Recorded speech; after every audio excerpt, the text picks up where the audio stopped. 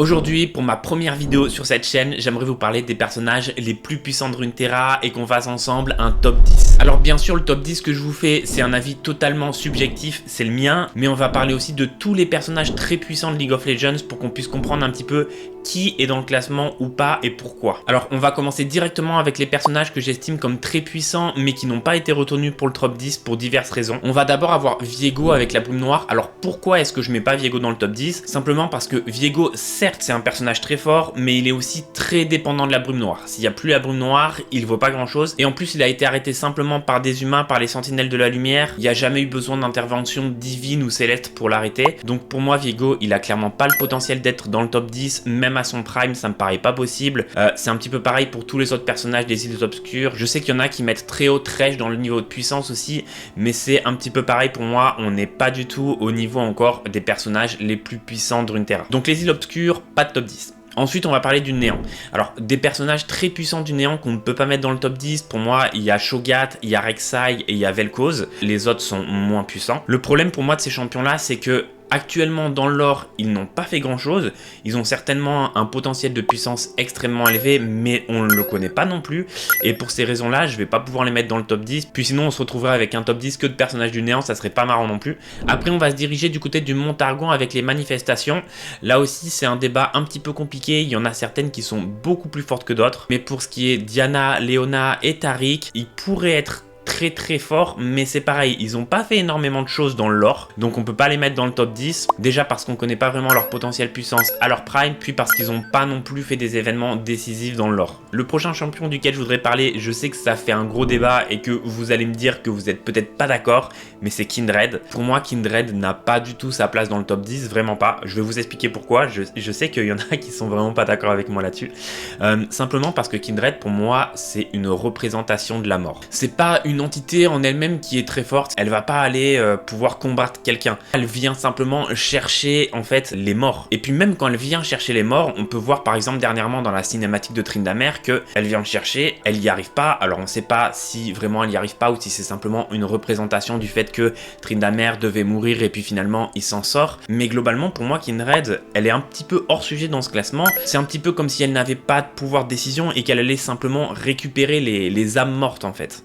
Petit passage bref aussi pour parler des Yordles parce que je sais qu'il y en a certains qui les surcotent très haut. Alors d'accord, théoriquement les Yordles vont pas forcément mourir, mais ça veut pas dire qu'ils sont puissants. Certes on a des très puissants, on peut penser par exemple à Veigar, Vex, Kled, à Lulu, enfin je pense qu'en fait ils sont tous vraiment très puissants mais pas à un niveau assez élevé. En tout cas c'est pareil que certains champions, ils sont pas vraiment intervenus dans des événements décisifs dans le lore et je vais pas les mettre dans le top 10 pour cette raison. Un personnage aussi qui aurait largement pu être dans le top 10 mais qui ne l'est pas, c'est Soraka. Parce qu'elle a simplement décidé de laisser une partie de ses pouvoirs célestes en fait pour devenir une humaine et pour aider les humains dans le monde des mortels. Et du coup, elle est plus très puissante. Mais sinon, elle aurait clairement été dans le top 10. Je sais qu'il y en a aussi qui attendent les personnages de Shurima, comme par exemple Rammus, mais Rammus, on sait pas vraiment ce qu'il a fait, on sait pas vraiment son potentiel, on connaît pas ses pouvoirs, on peut pas le mettre dans le top 10 parce que c'est une légende. Alors certes, il est certainement très puissant, mais on sait pas. Il y a aussi Azir à Shurima. Alors c'est vrai que Azir il a des pouvoirs extrêmement puissants, notamment il peut lever des armées de soldats. Mais Azir, depuis qu'il a été transcendé, il n'a pas été non plus beaucoup dans des événements extrêmement importants. En tout cas pas des événements qui ont changé le cours de l'humanité. Donc peut-être qu'il aurait le potentiel d'être dans le top 10 quand il montrera qu'il fait certaines choses. Mais pour moi il peut pas y être pour l'instant.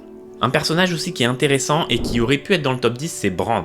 Brand, il était avec Ryze à un moment donné, il me semble que c'était son élève, et en fait, il s'est fait un petit peu consumer par le pouvoir d'une rune tellurique, et il est devenu en feu avec des pouvoirs exceptionnels parce qu'il maîtrise les flammes, et il a vraiment la capacité d'exploser énormément de choses. Malheureusement, dans son lore, on n'a pas vraiment d'affrontement avec d'autres entités puissantes et on peut pas vraiment mesurer son potentiel.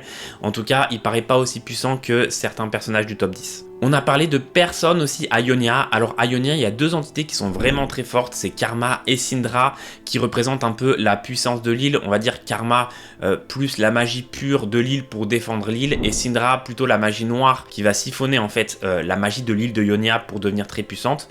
Les deux personnages sont vraiment extrêmement forts et auraient pu potentiellement rentrer dans ce classement de top 10. Mais on connaît pas non plus leur potentiel puissance à leur prime. Pour l'instant, elles n'ont pas montré énormément de choses, mais je pense qu'elles auraient potentiellement la possibilité d'être plus haut dans le classement. Il y en a un aussi qui à la base était pas du tout dans cette liste de top 10, mais qui avec la série Arcane nous a montré certaines choses, c'est Victor. Son lore a beaucoup changé, on pensait qu'il était un petit peu faiblard, et puis avec Arcane, on est forcé de constater que il a l'air vraiment extrêmement puissant quand même. Alors ça reste à son niveau, moi je vais pas le mettre dans le top 10, mais on en parle quand même pour pas l'oublier. Les 3 derniers personnages dont je vais vous parler qui sont pas dans le top 10, j'ai vraiment hésité à les mettre parce que je sais que ce sont des personnages sans doute très très forts. Il va y avoir Janna. Janna, c'est un petit peu la déesse du vent, elle maîtrise certains éléments. On connaît malheureusement pas l'étendue de son pouvoir et j'ai pas assez d'éléments pour la classer dans le top 10, mais sans doute qu'elle en a le potentiel. Ensuite, Lysandra, j'ai vraiment hésité à la mettre. Pour moi, Lysandra, c'est un personnage qui est beaucoup trop sous-coté sur Runeterra. Simplement parce qu'en fait, Lysandra, qu'est-ce qu'elle a fait? C'est quand même, elle a invoqué les veilleurs. Alors, pas par ses pouvoirs à elle, elle leur a simplement donné la possibilité de venir. Mais par contre, avec les pouvoirs qu'elle a acquis, elle a glacé tous les veilleurs et une bonne partie du continent de Freljord. Et il faut savoir que les veilleurs, ils font peur à Belveth. Et elle a quand même été capable de les stopper pour une période extrêmement longue.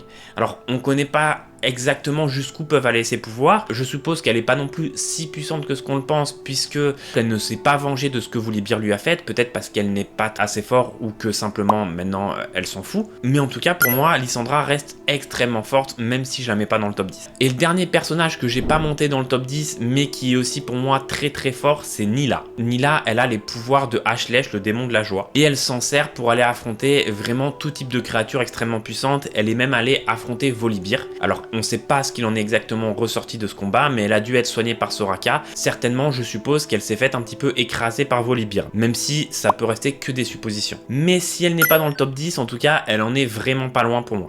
Alors maintenant on va pouvoir passer aux choses sérieuses et tout de suite à la dernière place de ce top 10, je sais que je vais me faire lyncher dans les commentaires mais pour moi c'est Fiddlesticks. Un des personnages qui est le plus surcoté de League of Legends, je l'ai mis là mais c'est un cadeau de le mettre dans le top 10. Et laissez-moi m'expliquer, en fait c'est tout simple, Fiddlesticks certes c'est le premier démon primordial, le démon primordial de la peur, mais actuellement il n'a pas vraiment ses pouvoirs et il n'a pas fait grand chose.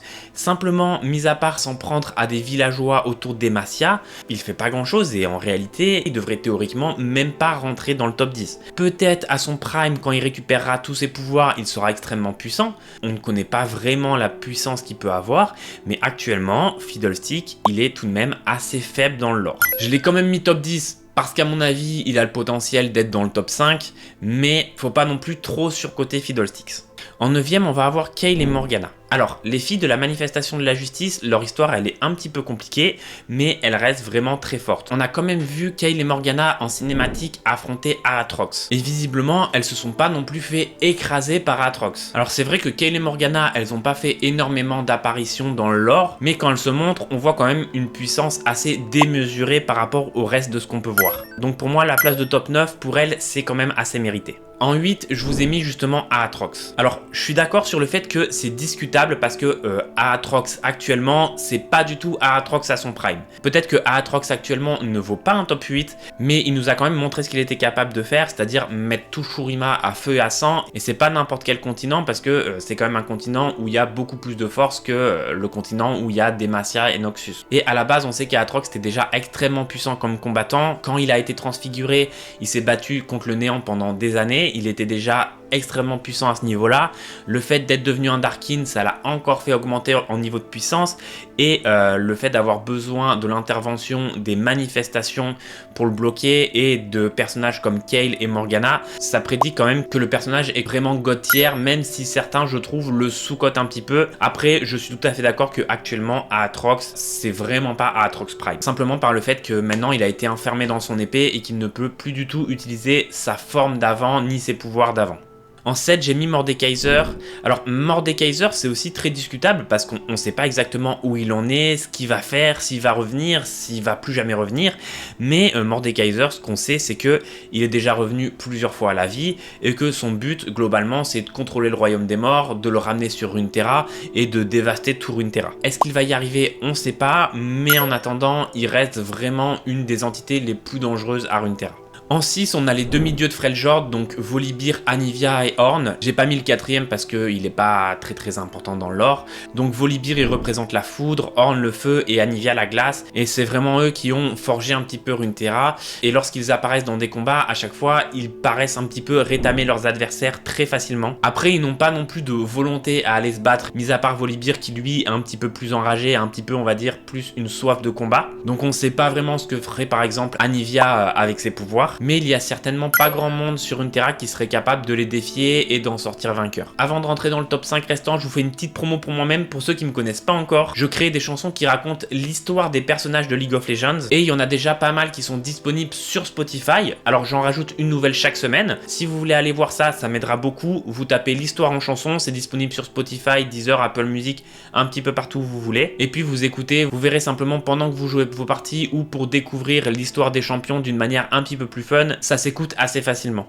Alors en top 5, j'ai mis Ryze. C'est un mage qui est très vieux, qui est sage et qui est très puissant, mais c'est aussi grâce au pouvoir des runes telluriques. C'est-à-dire que Ryze, lui, il va chercher partout dans le monde à récupérer les runes telluriques pour pouvoir protéger le monde parce que, pour ceux qui ne savent pas, c'est ça qui a mené à la guerre runique et qui a dévasté le monde. Et en fait, Ryze, une fois qu'il aura toutes les runes telluriques, ce sera un peu comme Thanos, il pourra faire un petit peu ce qu'il veut en un claquement de doigts.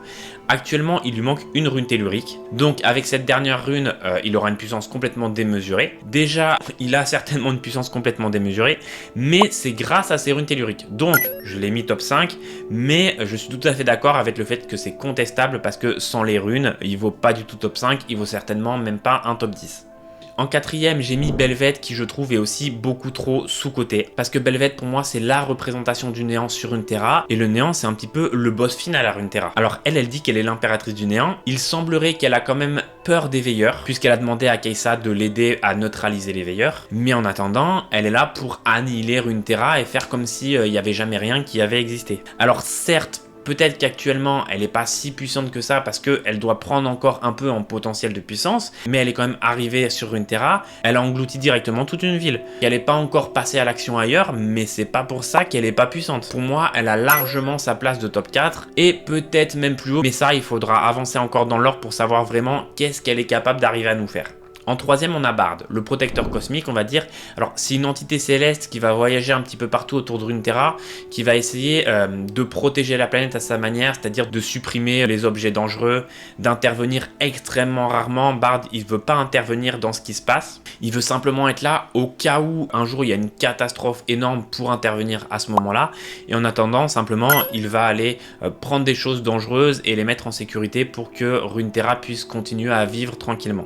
En 2 et en 1, il y a Zoé et Aurelion Sol. Là, il y a deux camps, et moi je suis clairement du camp de ceux qui vont dire que Zoé est deuxième et Aurelion Sol est premier très loin devant. Alors, il y en a qui sont pas d'accord avec ça, il y en a qui vont classer Zoé devant Aurelion Sol, et je vais expliquer pourquoi, et je vais vous donner mon avis là-dessus. Globalement, Aurelion Sol, il a été manipulé par les manifestations et par le Montargon. Comme vous le savez, ils lui ont donné une couronne, parce que Aurelion Sol, il a un ego démesuré, donc il était content d'avoir cette couronne. Et en fait, cette couronne, une fois qu'il l'a mise sur sa tête, ça restreint complètement sa liberté, et il est un petit peu obligé d'obéir aux manifestations et à ceux qui lui imposent des ordres sur le Montargon. Mais ça fait que certes Zoé et les manifestations vont se servir un petit peu d'Aurelion pour, d'après eux, protéger Runeterra et se battre contre les ennemis. Donc on a pu voir des personnages comme Panthéon donner des ordres à Aurelion Sol, mais de son côté, Aurelion Sol, il sait qu'il est bien plus fort, il prend ça un petit peu à la rigolade entre guillemets parce qu'il n'est pas à quelques décennies voire à quelques millénaires près, parce que c'est un dragon cosmique qui va certainement vivre des millions d'années. Puis les ordres que lui donne le Montargon, c'est pas des ordres qui le dérangent totalement non plus, mais il faut quand même aborder une chose, le fait que Aurelion obéisse au Montargon ou à Zoé, ça ne veut pas dire qu'il est moins puissant qu'eux, ça veut pas du tout dire qu'il est perdu en puissance. Il a toujours une puissance démesurée, c'est d'ailleurs pour ça qu'ils l'ont réduit en esclavage, parce que Aurelion peut faire des choses que eux sont incapables de faire. Et par exemple, Panthéon a déjà donné un ordre à Aurelion Sol a écouté son ordre, et c'est pas pour ça qu'on va dire que Panthéon est plus fort que Aurelion Sol. Et on peut pas dire que Zoé, elle est plus puissante qu'Aurelion Sol, simplement parce qu'elle a le contrôle sur lui. C'est pas du tout un bon argument. La puissance d'Aurelion Sol, certes, il est sous contrôle, elle a pas bougé. Elle était là, celle de Zoé était là, il est sous contrôle ici, mais sa puissance est toujours beaucoup plus élevée. Et pour moi, il n'y a pas de débat entre Aurelion Sol est-il plus fort que Zoé ou pas, c'est évident. Donc pour ceux qui ne savent pas qui est Zoé, c'est la manifestation du crépuscule, elle manipule un petit peu tout, elle joue avec les dimensions, avec les planètes, enfin elle a des pouvoirs extrêmement démesurés par rapport à tout le reste des personnages de Runeterra, et Aurelion Sol, lui c'est un dragon céleste, créateur, c'est lui qui a carrément créé son univers, ses planètes, ses étoiles, et puis il y a d'autres dragons cosmiques, c'est pas le seul, mais c'est un peu comme Dieu on va dire. Donc voilà, pour moi il n'y a pas photo, Aurelion Sol, top 1, largement devant. Alors comme c'est la première vidéo que je fais sur ma chaîne, j'espère que ça vous aura plu. N'hésitez pas à me faire des retours dans les commentaires pour que je puisse m'améliorer un petit peu. Et ce qu'on va faire pour les prochaines vidéos, c'est qu'on va faire un top 10 des personnages de Noxus, de Demacia, Shurima, Targon, Ionia. On va essayer de passer un petit peu toutes les régions de League of Legends en vue. Donc n'hésite pas à t'abonner pour pas rater la suite et pour me montrer que le contenu t'intéresse.